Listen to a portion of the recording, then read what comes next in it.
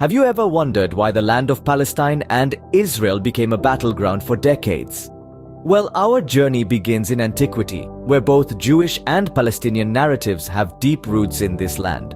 The plot thickens in the early 20th century when the British mandate over Palestine played a pivotal role.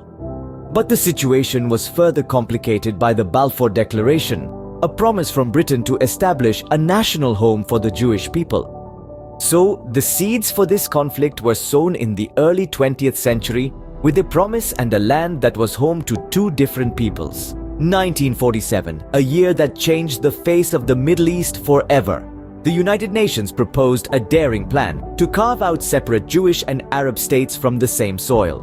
The Jewish community, yearning for a homeland, largely accepted the proposal.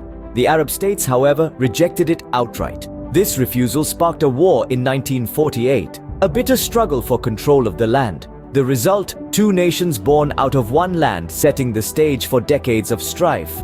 Conflict, it seems, had taken root in the heart of the Middle East.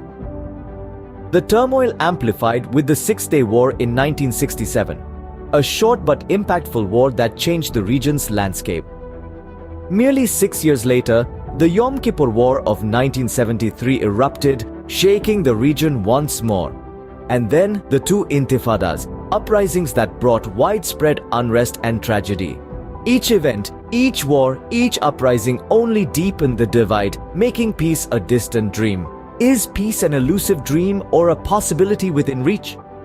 Throughout history, numerous peace initiatives like the Oslo Accords and the Camp David Summit have emerged, each bearing their own triumphs and tribulations.